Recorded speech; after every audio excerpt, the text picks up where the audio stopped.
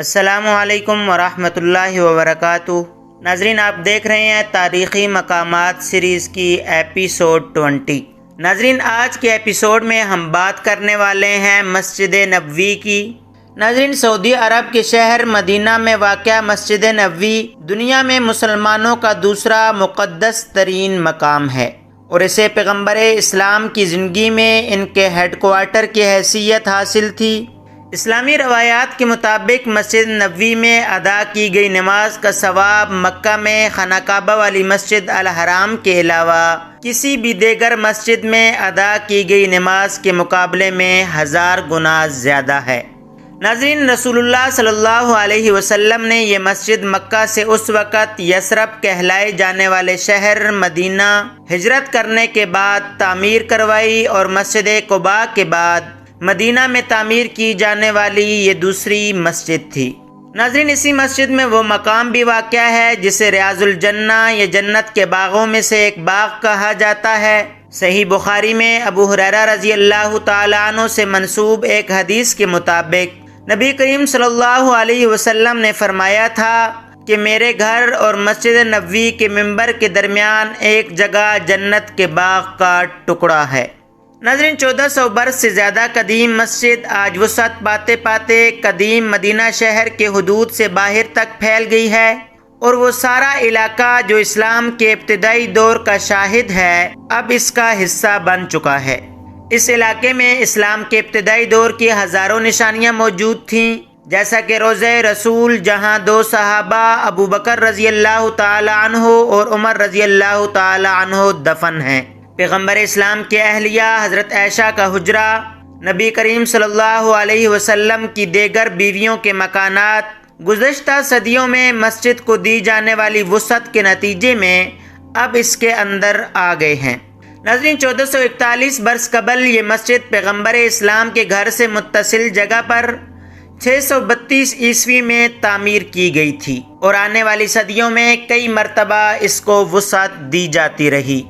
ناظرین، 1909 میں جزیرہ نما عرب میں مسجد نبوی وہ واحد عمارت تھی جہاں روشنی کے لیے بجلی کا استعمال کیا جاتا تھا۔ سعودی فرمان روا شاہ عبداللہ بن عبدالعزیز کے دور میں اس کو وسیع کرنے کا سب سے بڑا منصوبہ شروع کیا گیا جو اب بھی تکمیل کے مراحل میں ہے۔ کہا جاتا ہے کہ اس منصوبے کی تکمیل کے بعد ہر برس کروڑوں عقیدت مندوں کی منزل بننے والی اس مسجد میں ایک وقت میں 18 لاکھ افراد کی نماز پڑھنے کی گنجائش ہوگی۔ ناظرین، ابتدا میں مسجد نبوی کا رقبہ صرف 98 ضرب 115 فٹ تھا، تاہم آنے والے ادوار میں مسجد کو کئی مرتبہ وسعت دی گئی تاکہ دنیا بھر سے آنے والے لوگوں، خاص طور پر حجاج کرام کے لیے ایک وقت میں نماز ادا کرنے کی زیادہ سے زیادہ گنجائش پیدا کی جا سکے۔ ناظرین، یہ مسجد مسلمانوں کے ان 3 مقدس ترین مقامات میں ایک ہے جہاں ثواب حاصل کرنے کی غرض سے طویل سفر کی اجازت ہے۔ ناظرین، مسجد نبوی کی بیرونی دیوار اب جنت البقیع کی قبرستان سے مل گئی ہے جو پیغمبر اسلام کی زندگی میں شہر کے مضافات میں تھا۔ ناظرین، مسجد نبوی کے مرکزی حصے کی عمارت 6,14,800 مربع میٹر پر مشتمل ہے، جبکہ مسجد اور اس کے صحنوں کا مجموعی رقبہ 10,20,500 مربع میٹر پر محیط ہے، جس کے بعد 10 لاکھ افراد مسجد کی مرکزی عمارت اور 8 لاکھ اس کے بیرونی صحن میں بیک وقت نماز ادا کر سکتے ہیں۔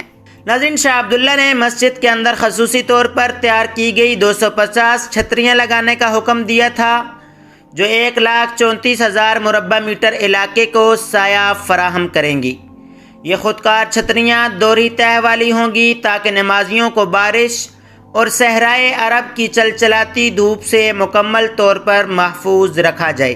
ناظرین، مسجد نبوی کے ساتھ جنت البقیع کا تاریخی قبرستان جو اب مسجد کی مغربی دیوار کے باہر ہے، ان چند عمارتوں اور جگہوں میں شامل ہے جو مسجد کے چاروں اطراف موجود ہیں۔ یہ قبرستان بھی مسلمانوں کے لیے اہم ہے کیونکہ یہاں پیغمبر اسلام کی اہلیہ، بیٹی اور دیگر رشتہ داروں کی قبریں ہیں۔ مسجد کے احاطے کے گرد جو دیگر عمارتیں اور جگہیں ہیں ان میں سعودی حکومت کے ادارے، ہسپتال، شاپنگ مال، پرتعیش ہوٹل شامل ہیں۔ مدینہ کی مسجد نبوی اور مکہ کی مسجد الحرام دونوں کا انتظام ایک خصوصی ادارہ چلاتا ہے جبکہ مسجد کی نگرانی کی ذمہ داری سعودی شاہی خاندان کی ہے اور سعودی بادشاہ خود کو خادم الحرمین شریفین کہلاتے ہیں۔ ناظرین، پیغمبر اسلام وہ پہلی شخصیت تھے جنہوں نے اس مسجد میں نماز کی امامت کی۔ ناظرین، نبی کریم صلی اللہ علیہ وسلم کی وصال کے بعد صحابہ کرام یہ عمل سر انجام دیتے رہے۔ شیخ علی بن عبد الرحمن الحذیفی اس وقت مسجد نبوی کے مرکزی امام ہیں۔ ان کے علاوہ دیگر امام بھی موجود ہیں جو خصوصاً تہجد کی نماز کی امامت کرتے ہیں۔ ناظرین، نبی کریم صلی اللہ علیہ وسلم جب مدینہ پہنچے تو مسجد نبوی والی یہ زمین 10 دینار میں 2 یتیموں ساحل اور سہیل سے خریدی تھی۔ اس سے قبل یہ زمین کھجوریں سکانے کے لیے استعمال ہوتی تھی۔ نبی کریم صلی اللہ علیہ وسلم نے خود اس مسجد کی تعمیر میں شرکت کی تھی۔ تعمیر کے لیے پتھر کی بنیادوں کا استعمال کیا گیا اور مٹی کی دیواریں بنائی گئیں۔ کھجور کے درختوں کے تنے اور شاخیں چھت کے لیے استعمال کی گئیں۔ اس وقت مسجد کے 3 دروازے تھے اور اس کا رخ مسجد الاقصیٰ کی جانب تھا جو کہ اس وقت کا قبلہ تھا۔ اس میں غریبوں اور مسافروں کو پناہ دینے کے لیے ایک سایہ دار حصہ بھی بنایا گیا تھا۔ بعد میں قبلے کا رخ تبدیل کر کے کعبے کی جانب کر دیا گیا تھا اور ایک دروازے کو بند کر کے دوسری سمت میں ایک اور دروازہ بنا دیا گیا تھا۔ ناظرین، جب صحابہ کرام رضوان اللہ تعالی علیہم اجمعین نے نبی کریم صلی اللہ علیہ وسلم کو تجویز دی کہ چھت کو گارے سے پختہ کر دیا جائے تو انہوں نے انکار کرتے ہوئے کہا، نہیں، یہ چھت عریش موسیٰ کی طرح رہے گی۔ اس کے 3 سال بعد تک فرش کو کسی چیز سے ڈھکا نہیں گیا۔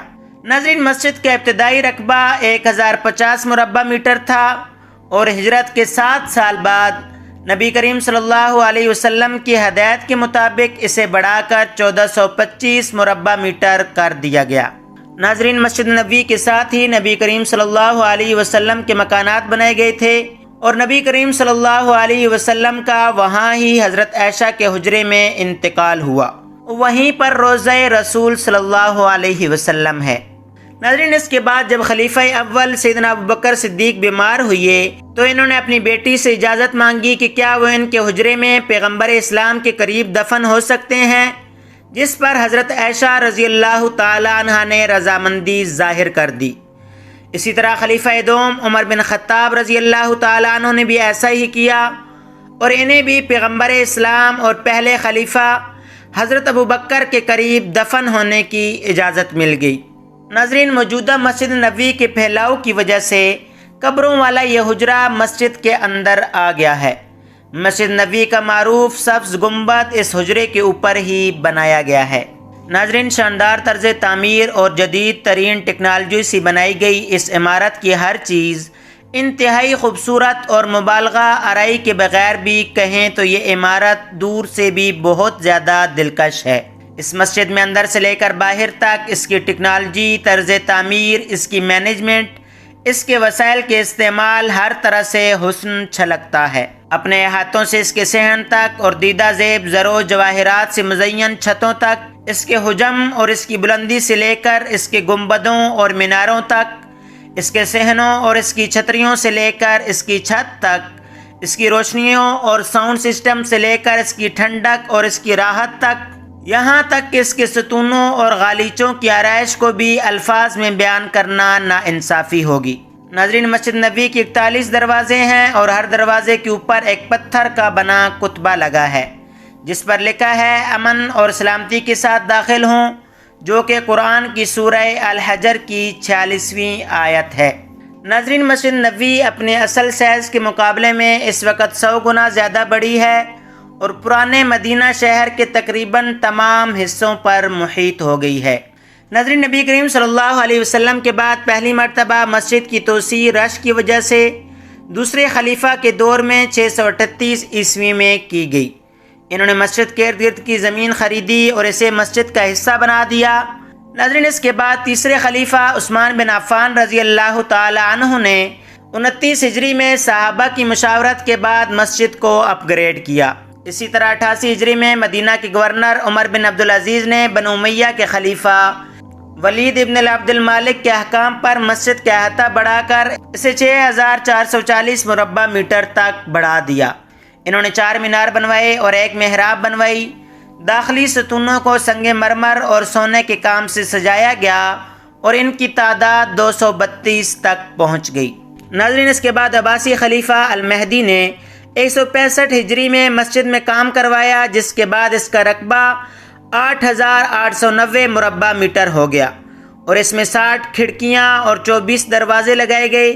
654 ہجری میں جب مسجد کو آگ لگا دی گئی تھی تو خلیفہ المعتصم نے اسے دوبارہ تعمیر کرنے کی ٹھانی، مگر 656 ہجری میں بغداد پر تاتاریوں کے حملے کے باعث وہ یہ کام نہ کر سکے۔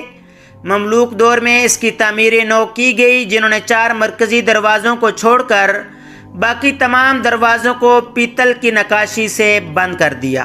ناظرین، اس کے علاوہ مسجد نبوی میں وہ ممبر بھی موجود ہے جس میں نبی کریم صلی اللہ علیہ وسلم خطبہ دیا کرتے تھے، اور یہ جگہ مسجد نبوی کی سب سے نمایاں اور مقدس جگہوں میں سے ہے۔ مسجد کا پہلا ممبر کھجور کی لکڑی سے بنایا گیا تھا اور اس میں 3 زینے تھے۔ نبی کریم صلی اللہ علیہ وسلم کے بعد مسلمانوں کی قیادت کرنے والے خلفاء نے بھی اپنے خطبوں کے لیے اس ممبر کا استعمال کیا۔ سیدنا ابوبکر صدیق رضی اللہ تعالیٰ عنہ اور حضرت عمر رضی اللہ تعالیٰ عنہ کے دور خلافت میں وہ دونوں ممبر کے دوسری زینے سے خطبہ دیا کرتے تھے۔ حضرت عثمان رضی اللہ تعالیٰ عنہ اپنا خطبہ پہلے زینے سے دیتے، مگر بعد میں انہوں نے بھی رسول اللہ صلی اللہ علیہ وسلم کی طرح تیسرا زینہ استعمال کرنا شروع کر دیا۔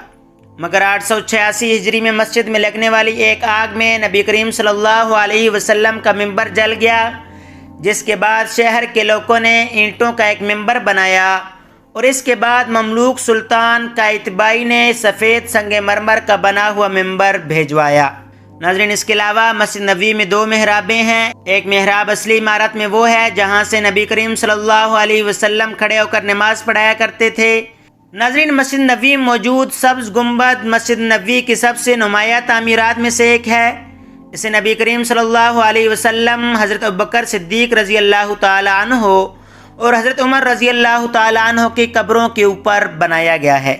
ناظرین، دنیا کی سب سے بڑی مساجد میں سے ایک مسجد نبوی ہے، جو خوبصورت سجاوٹ اور جدید ٹیکنالوجی کا مجموعہ ہے، اور اس کی از سر نو تعمیر، توسیع اور آرائش پر اربوں سعودی ریال خرچ ہو رہے ہیں۔ ہر سال بالخصوص ماہ رمضان اور حج کے دوران لاکھوں زائرین کی میزبانی کے لیے مسجد کے رکھوالے یعنی سعودی شاہی محل نے ہر دور میں اسے مزید آرام دہ اور دیدہ زیب بنانے کے لیے اپنے عزم کو قائم رکھا ہے۔